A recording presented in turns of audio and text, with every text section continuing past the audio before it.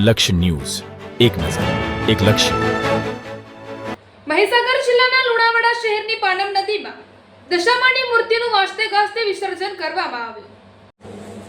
મહીસાગર જિલ્લાના લુણાવાડા તાલુકાની પાનમ પુલ પાસે દશામાની મૂર્તિ વાજતે ગાજતે શ્રદ્ધાપૂર્વક વિદાય આપવામાં આવી હતી. જિલ્લામાં નદી, તળાવ, કેનાલમાં માતાજીની મૂર્તિઓનું ભક્તિભાવપૂર્વક વિસર્જન કરવામાં આવ્યું હતું. આમ મોટી સંખ્યામાં લોકો મૂર્તિઓનું વિસર્જન કરવા માટે ઉમટી પડ્યા હતા. આ મહીસાગર જિલ્લામાં દશામાના માતાજીના વ્રતના છેલ્લા દિવસે વ્રત કરનારી મહિલાઓએ આખી રાત જાગરણ કર્યું હતું. વહેલી પરોઢે માતાજીની મૂર્તિઓને ભારે ભક્તિભાવપૂર્વક વિદાય આપવામાં આવી હતી. મા દશામાની મૂર્તિની વાજતે ગાજતે અબીલ ગુલાલની છોડો ઉડાડીને ભક્તિભાવભરી વિદાય આપવામાં આવી હતી.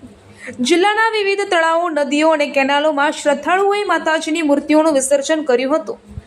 લુણાવાડા પંથકમાં અષાઢી અમાસથી આરંભાયેલા મા દશામાનું વ્રત ઉજવવા માટે ભારે થનગનાટ જોવા મળ્યા હતા. જેના અંતર્ગત મહિલાઓએ ઘરમાં માતાજીની સાંઢળી, સવારે સબરની મૂર્તિનું સ્થાપન કરી 10 દિવસ સુધી વિશેષ પૂજન અર્ચન, કથા વાચન, આરતી તેમજ ઉપવાસ કરીને આ વ્રતની ઉજવણી કરી હતી. આમ લુણાવાડા શહેરની પાનમ નદી કિનારે કેટલાક ગ્રામ્ય વિસ્તારના ઢોલ નગારાના તાલે મહિલાઓએ ગરબાની રમઝટ પણ માણી હતી. આ સદર વ્રતમાં 10મા દિવસની રાત્રિના જાગરણ કરીને વહેલી સવારથી મૂર્તિઓનું વિસર્જન કરવામાં આવ્યું હતું. વહેલી સવારે મોટી સંખ્યામાં મહિલાઓએ મૂર્તિનું વિસર્જન માટે ઉમટતા મેળા જેવો માહોલ જોવા મળ્યો હતો.